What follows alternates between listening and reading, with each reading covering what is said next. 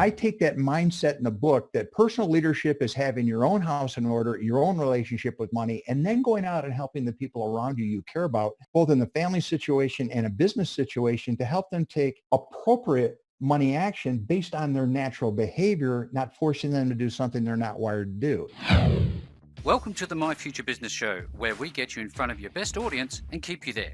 Not only are we interviewing the biggest names in business to help you become even more successful, we're inviting you to book your spot on the show to help you grow your business.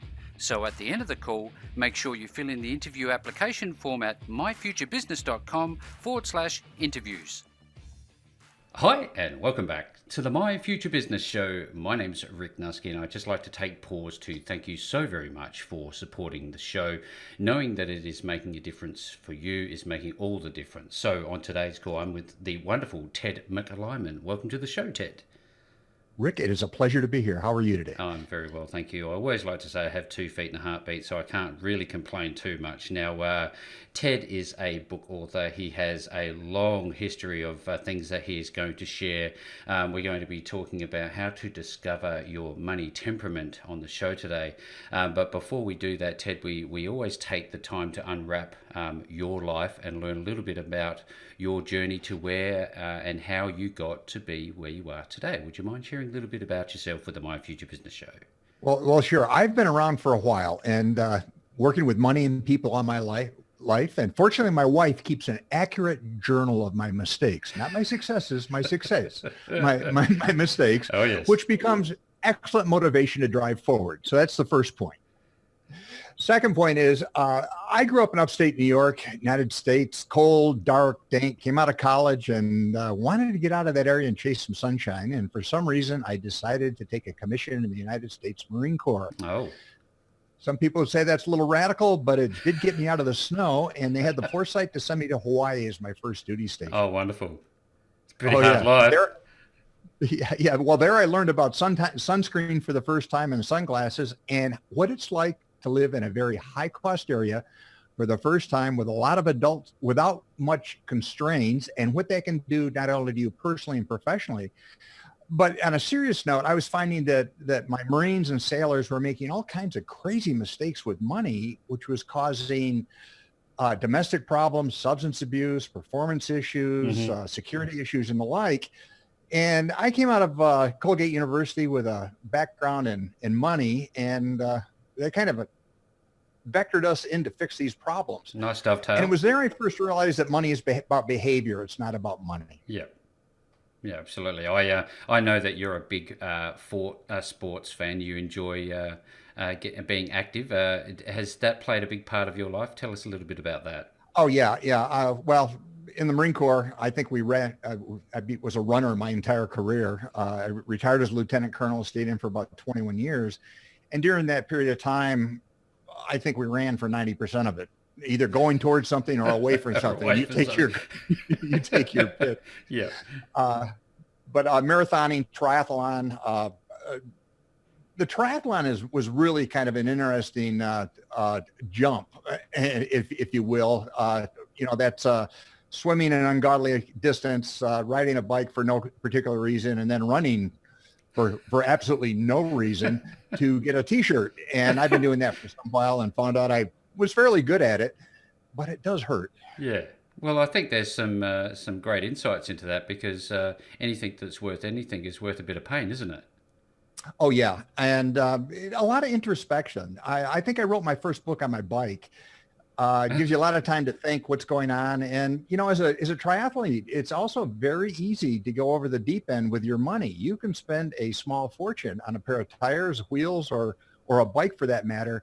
And if you get wrapped up in that whole process, you can dig a pretty good hole for yourself. So again, that reinforced a lot about learning about myself, but also watching people do crazy things with money and not really knowing what they're doing based on the emotion. So yeah, we're human. We do human things with money. And that's what I like to watch. Now, probably in your experience, you've seen some crazy things with money also. Oh, yes, absolutely. There's been some things that have happened throughout my life, and I'm sure everybody else's life, where they neglect to look at, I guess, the relevance and the utility of money, and they often overlook some of the fundamentals. And I'm hopeful that today, Ted, that we could talk about some of those things to help the My Sure. Future Business audience learn how to accept money and attract it and use it wisely.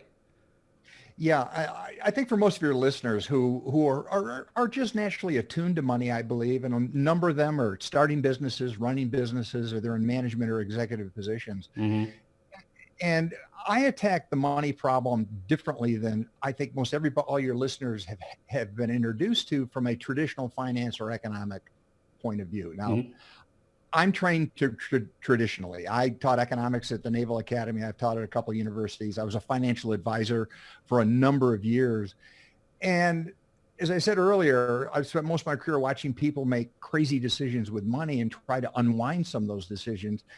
And in 2008, watching the meltdown during that period, which was a lot of smart people doing crazy things with money and not realizing the long-term consequences, I realized that as a financial professional, as an economist, that we were attacking the issue of money and money management incorrectly. The conventional wisdom is we're rational with our money. Given enough facts, enough data, we will take the right decision. Well, how's that working out? Not very well. So I started looking at it from a behavior perspective, and through my research and working with hundreds of clients and business professionals over the years, I came to the realization that there are three things that drive our money that we need to be aware of, but nobody talks about. First is our biology. We're humans. And as humans, we're wired to do two things real well: stay alive and pass on the genes. Everything else is secondary. Yeah. We're driven by our primitive emotional mind, and that's the default. Dopamine drives us. Dopamine is the feel-good drug. That's the anticipation drug. That's the excitement of getting something new, of trying a new enterprise, getting involved with new people. And dopamine is a wonderful neurotransmitter, but it can get us in trouble as we're chasing money and we get overconfident. So the first is our biology. I believe our brains are set up to keep it real simple. We've got a feeling brain and a thinking brain. Our feeling brain is the default. It's the dominant, where we spend most of our time. It's primitive, it's reactive, it's emotional, it's quick. Our thinking brain, on the other hand, is relatively new in genetic times. And it takes a lot of energy to think and be deliberate and be rational. So the default is to do things often that are unconscious and below the radar. I mean, that's why you bought a $5,000 navigation system for a car when you really don't need it, but it seemed good at the time. Multiple times I think I might have done that. Exactly. I mean, it's human. Now, the biology, what drives everything, and which makes this more complicated in today's economy. Marketeers and retailers understand that. The new field of neuromarketing addresses or targets that primitive brain, that default. And that's why we end up with things we probably don't need: a car that's more than we need, a house that's too big, and clothes we never wear. As a matter of fact, about 95 to 99% of our spending is automatic and non-conscious. And it's generally emotional. Mm-hmm. That's not a problem when you're running into Starbucks, but it is a problem when you're adding an extra 5,000 square feet into a home you really can't afford to begin with. That's what I was looking at from the biology. But that's not all. And from a money professional and working as an economist and a financial advisor, we never talk about that. We assume everybody, if I give you again enough information, you'll figure it out. We're fundamentally rational. It's just one more spreadsheet, one more set of data, and you'll get through it. But so that's the first part. The second part is your belief set. Your belief set with money is well established by mid-adolescence. Now think about this for a second. That means where you were in middle school or between 10 and 13 years old, what you thought was important, your peer group, your family, your environment, and what you like to spend your money on is pretty much the way you are today, non-consciously. That can be a scary thought, particularly back in the 80s when you're still looking for your starter jacket and a lot of hairspray. So that's your belief set. It can be changed, but it's difficult. And the last part is our culture. Culture is a tremendous impact on spending beliefs, spending behavior. I've been around the world. I've worked with a lot of people. I've lived in different cultures. And there are cultural differences as to how people value money, how they spend their hard-earned resources, where they allocate how they allocate their resources, and to what. In the United States, we are fundamentally a consumption culture. We like to buy stuff. Oh yeah. 24/7, online, offline, it doesn't matter. And that's different than other places. But our culture is our microculture, which is our family, our neighborhood, the region we live in. The macroculture is more of, say, the United States, the UK, or whatever. And that is a tremendous driver of how we think and feel about money, how we value things, and how we get things done. I sit here and I reflect on my family, my local, my immediate family, my parents, and their behavior. I was fortunate because they had enough to, be comfortable and buy the nice things in life. And I have other friends who are not so fortunate, and they've always attracted less money because I guess in many respects, Ted, is because of the way they think about money. Can we unlearn these things? Because it sounds very difficult. Yeah, and that's the good news for all this. Now, we're not going to change our biology. We haven't got enough time. That takes eons, and Yeah. we're not going to get into that. Hmm. So we are who we are. So it's first thing, accept that we're human, and we're always going to do human things with our money. That is the default. And we're all wired a little different. So the first thing I tell everybody is don't judge how people think and feel about money, accept it, but baseline who you naturally are. For example, are you a spender? Are you a saver? Are you risk adverse? Are you a risk taker?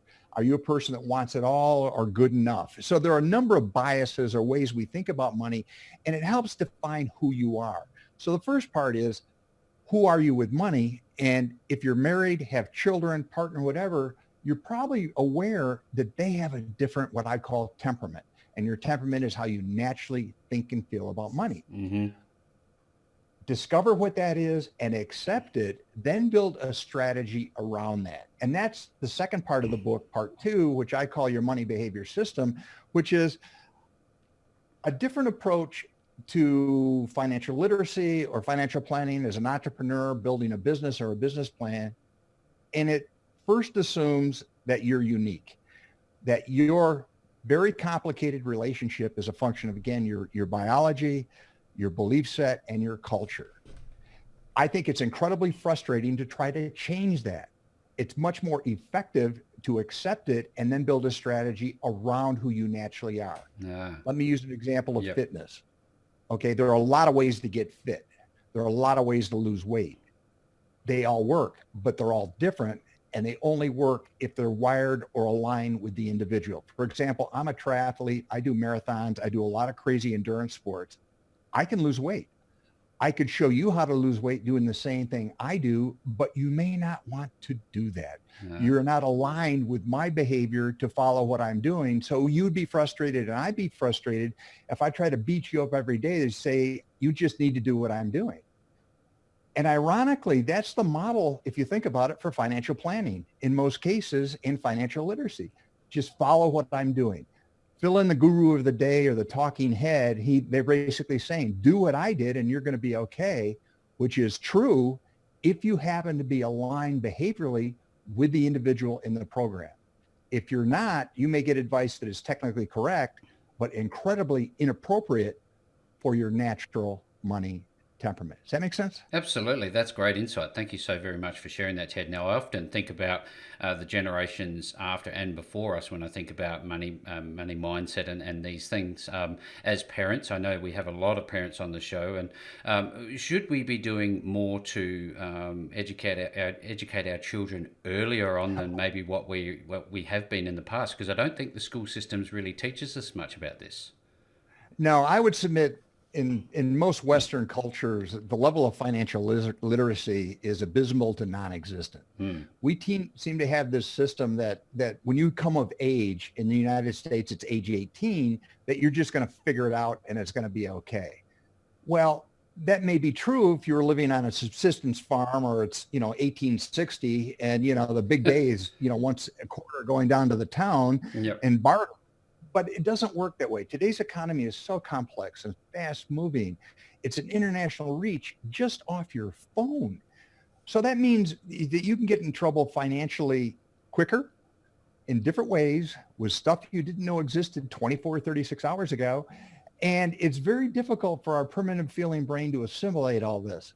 So what I think is critically important to start with your young people very, very early to help them understand the process of making money decisions, that the emotions and how they're wired.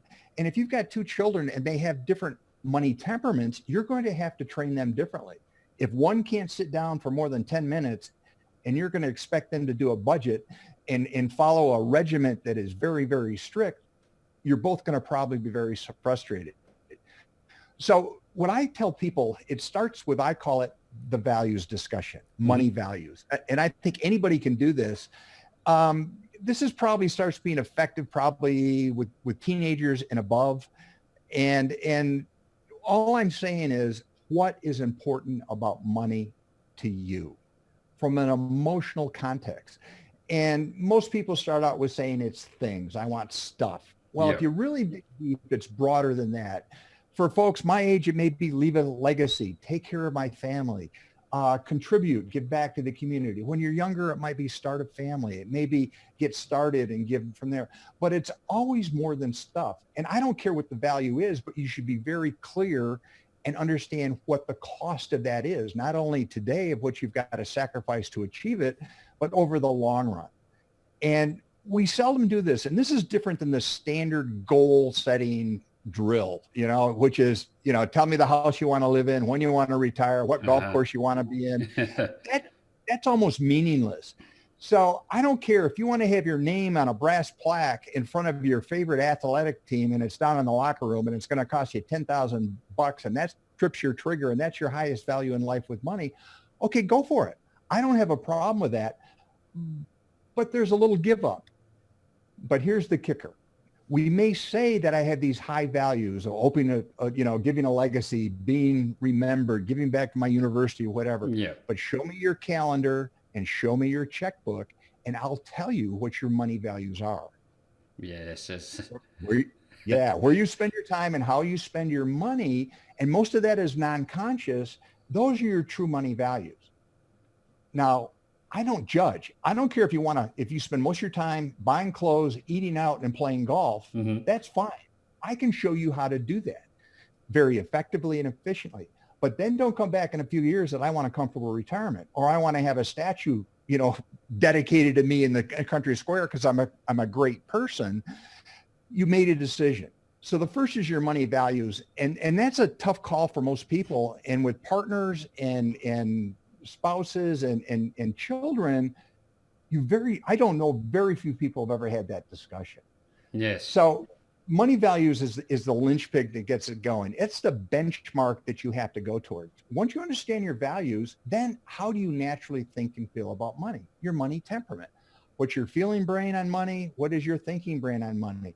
Again, do you like to spend money? Does spending money give you emotional satisfaction or does saving give you emotional satisfaction? I don't care what it is, but if you're naturally a spender and the valet at your favorite mall knows your name and the license plate on your car, that's fine. That means you need a strategy that accommodates that, not necessarily trying to change that behavior. Yeah. So if you're a spender, you take care of all your obligations up front and what's left over is yours. So benchmarking your temperament is incredibly important. But again, I'm not judging. I think where most financial planning fails and most programs fall short is, okay, now that I know you're spending money, I'm imposing my methodology, my values on you, and you've got to change your behavior to be just like me. Well, I've got a background in economics. I'm analytic. I've been a financial advisor. To expect you to act and behave like me is unrealistic. My job should be to help you discover how you react with money, how you interact with money, and then design a strategy that accommodates your natural money temperament as opposed to try to beat you into submission where you're going to be frustrated, I'm going to be frustrated. In most cases, it ends in failure. See, this is much deeper than the basic level that I often hear from financial planners, exactly what you've described. I know that money is a tool. I know that we talk about saving and compound interest and attracting wealth and knowing all of these wonderful things, but this is very tailored. This is a very different take on the I guess the relationship that we have with money as individuals. Yeah, I call this the front end to any traditional financial planning program. Hmm. I mean, I was a financial planner for years. I taught economics. I get it. And the key point is the traditional financial planning model is sound. It works. But what we generally don't do is the front end to figure out, how I'm naturally wired so I can be more effective as an advisor or I can be more effective as a client. And again, what I'm trying to do with this book, and it's a very, very simple read. I think you can see a copy of it in the background. It's this is your manual with no drama, no graphs, no math and it's based on a metaphor of you jumping into this person's skin, the character in the book, and going through different spending encounters and figuring out how you take decisions with regard to money so you can better understand how you're naturally wired. Then once you understand who you are with money, your values, your temperament, I call it also money knowledge. Money knowledge is more than just technical knowledge. It's how do you process information? Hmm. Are you a visual learner, an auditory learner, tactile? Because that influences how you interact with people that are going to try to help you with money, but also the product. Then you design your strategy that aligns with your temperament. The next step is the action plan. And there are hundreds of books, hundreds of qualified people that can actually help you design an action plan. The question is, does the plan fit your temperament, or is it going to ask you to do things that you're just not wired to do? In all probability, you're going to fail. This is a wonderful call, Ted. This is, going to that next level in your relationship with money. Now, when people pick up this book, is it a cover-to-cover read type of experience? Yeah. I call it an airplane book. I wrote this so you can go through this real quick. It's about it's less than 200 pages, 176 pages or something like that. It's a fun read. You get into it. And there's a lot. This is a leadership book. It's not a book about money.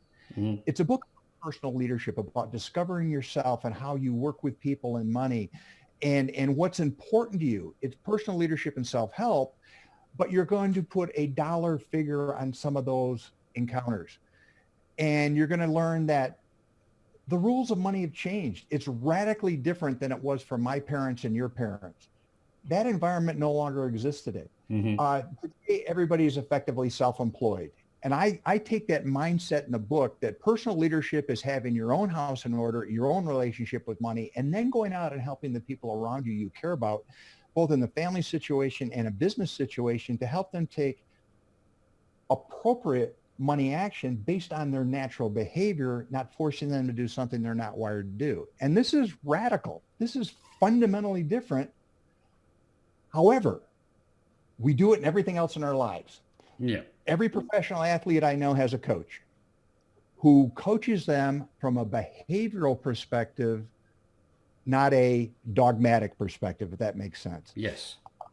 And if we do it in sports, we do it with diet, we do it in lifestyle, we have coaches for everything.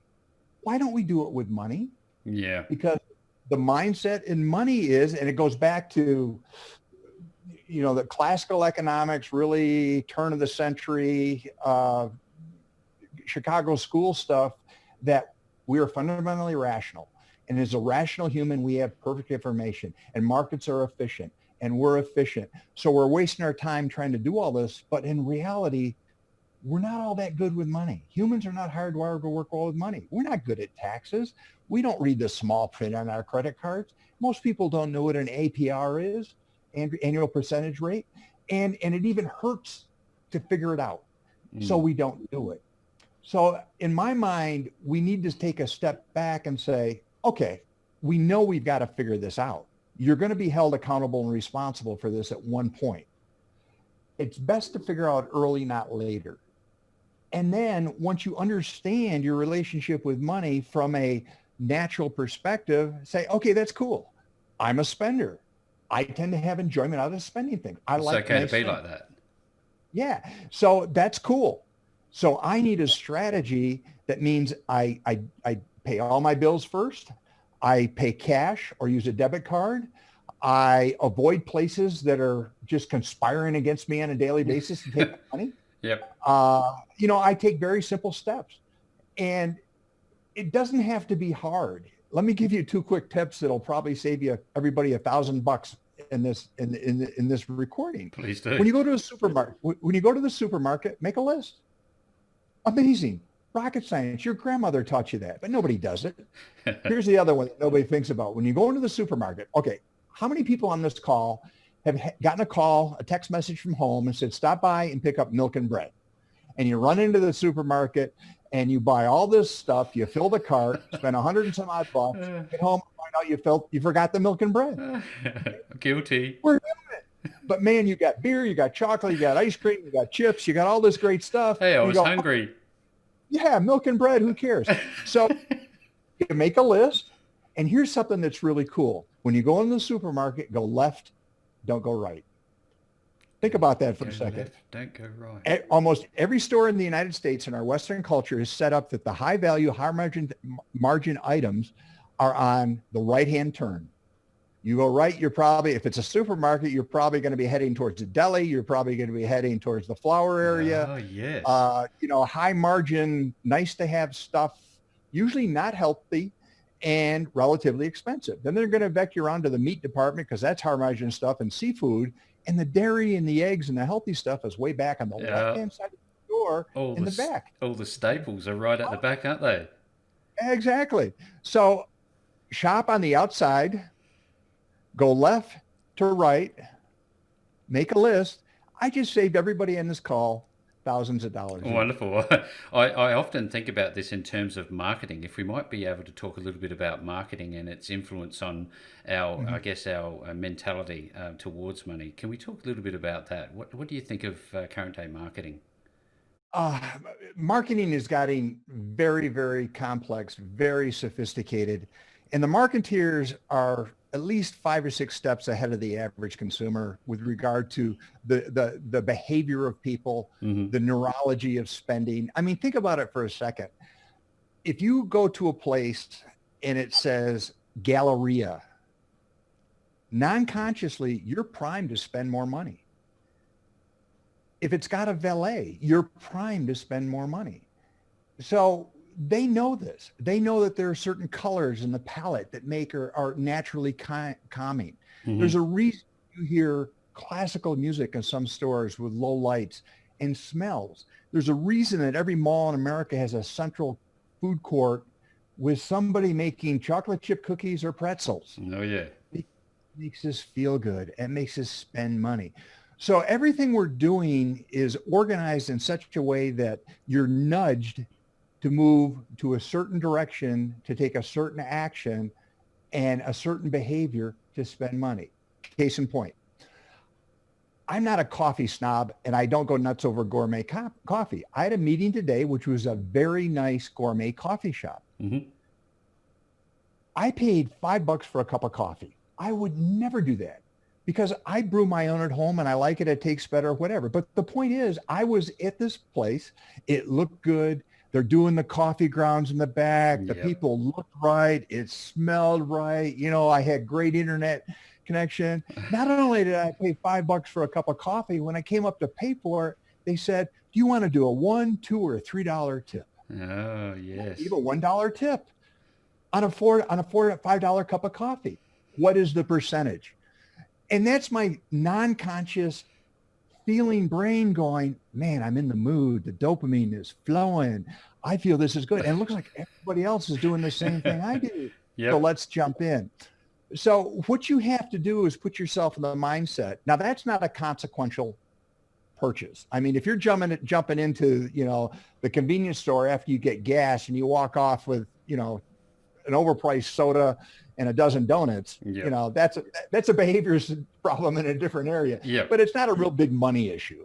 However, if your behavior is such that you always go to the upper end restaurant at lunch and you're always ordering off the high end menu, and you've got a certain mindset that you have to wear a certain style of clothing and drive a certain automobile, that's the type of behavior that is, again, non-conscious, that'll get you into trouble financially. And the marketeers know it. To give you a great example is buying a car. Okay, cars at one time, if everybody was rational and everybody was the economic man with regard to transportation, we would look at automobiles as a way to go from point A to point B most efficiently and effectively as possible at the lowest cost. Mm-hmm. We'd all drive 20-year-old Fiats. Now, you might die in it, but it wouldn't cost more, and it would get you going from point A to point B. Yep. Right. Okay. Well, that doesn't work that way. The average price of the car right now is about $37,000, and you can get a 72-month lease. Okay. That's more than people used to spend on a house. Mm-hmm. So we have to realize that the auto industry has figured out that we're human and that our primitive brain buys a car. It used to be you had to have your car break down. You had to drive to a dealership and go through that hassle of looking in whatever. Now you can do it online. And you can build your own car. Oh, yeah. And you can go back and build it again. And the dopamine is flowing and the mirror neurons, and you're in that car. You can't smell it, but you can almost touch it. And you realize that this is your car. And at the end of it, it says, do you want to save your vehicle? Would you like somebody to contact you? And you go through a couple of times and you're already primed to buy that car before you even go into the lot. But let's show you how insidious dopamine is. I mean, you're drooling over a thing. You can see yourself in it. You're already in the mode. So you buy that automobile and you're proud. You're feeling good. You know, your feeling brain is pumped up on dopamine, and you go through your neighborhood, the same neighborhood that on the way to the dealership you drove through at 35 miles an hour. On the way back, you're driving at 15. Yeah. And you're making sure everybody in the neighborhood knows you have a new car. And the first weekend, you don't just wash it, you pamper it. By the end of the month, you just wash it. Then it gets a ding in the parking lot, and 6 months later is, oh, that old thing? And the marketers realize this, and in 18 months, they're pigging you to buy another car. Yeah, it's just an amazing cycle, isn't it? There is obviously a great deal to be taken away from your life's experience, your understanding of money, money management, money mindset. Now, importantly, when people get to your website, which I've had a look at, it's fantastic. What are they going to find there, and what is the process to get your book? Oh, the book is available at all major retailers. You can go to Amazon. If you just type in my last name or Money Temperament, it'll come up. Barnes & Noble, most major retailers. If you go through my book, you can go through my website, tedmclyman.com. That's TEDMCLYMAN.com. It'll give you a little bit more information on the book, and it'll give you some information on the process. And then you can, I have a free course on the book that you can take there, or you can, it'll vector you to Amazon where you can purchase. It's available as an ebook, a soft cover, and a hardcover book. I recommend the soft cover, and let me explain why. This book is written and designed in such a way that this becomes your own personal manual with money. I want you to write all over it. I want you to highlight it. I want you to dog-ear this thing. I want you to abuse it. And when you get into a consequential money situation, you take that book out, and just by taking it out and touching it is going to save your money, because that's the way your brain works.